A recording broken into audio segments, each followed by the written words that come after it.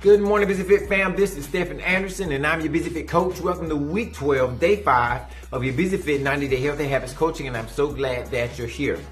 Now, changing how, when, and what you eat really is a personal decision, but it can have a direct or indirect effect on the people around us. And I don't just mean your immediate family, also your extended family, your friends, and even your coworkers.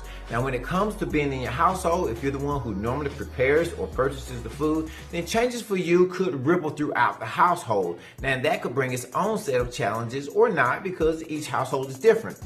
But if you have children who normally eat the family dinner and that dinner is about to make some significant changes, I think it's only fair to somewhat explain what's going on. Now, when it comes to an adult, like your spouse or someone else that is in the household, that's a whole other ball of wax, because we can't be expected for them to make changes just because we're ready to make changes.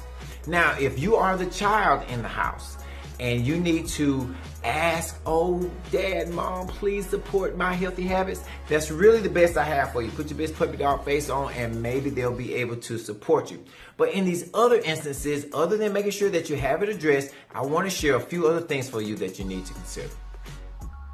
The first thing to remember is people are not good mind readers. So if you need some support in a certain area, just ask for it. So if your spouse normally brings home pizza or fried chicken so you don't have to cook, or whatever that case is, then you want to make sure that you communicate clearly that these don't really support your healthy choices. And if you want to do that for them, then that's fine because they're grown. But for you, there will be some other choices.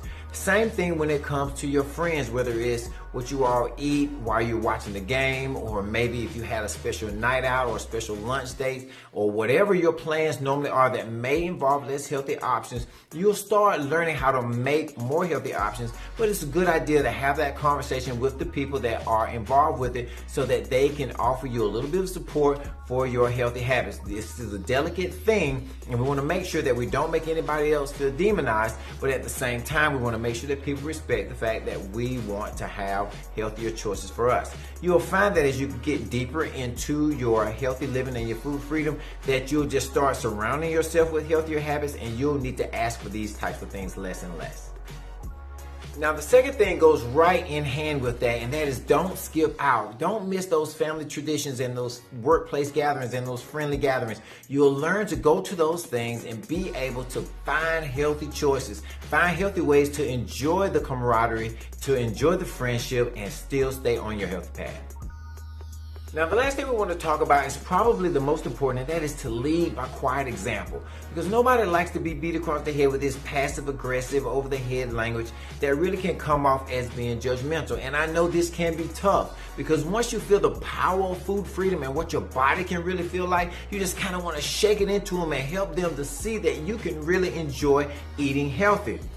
But it's not a good idea to really talk to them about it or to express your thoughts about it unless they ask. And remember, even then, you want to make sure you do it in kindness and in love. On to our calls to action. Number 1, we're making sure that we read our goals, go over those every single morning. Number 2, we're getting that water in first thing in the morning and throughout the day. Number 3, we are looking to get that activity in or our rest if that's what's necessary. And number 4, we are eating slowly to 80%. Every single time we're putting the food in our mouth, we're thinking about that, eating slowly to 80%. And 5, 6, and 7, these are the components of your plate. Every single meal should have a protein and a carbohydrate and a fat in it. And then the last 2, of course, we're looking for opportunities throughout our day to extend our willpower, and we want to continue to reinforce those healthy habits. Prep up for the setup, knowing what we're going to eat, making sure we have water available. Those are things that just becoming part of who you are. And tomorrow we're going to deal with a little bit of a touchy subject, which is to deal with pushback. So until then, persist. I will persist until I succeed. I'll never give up, and I'll see you on tomorrow.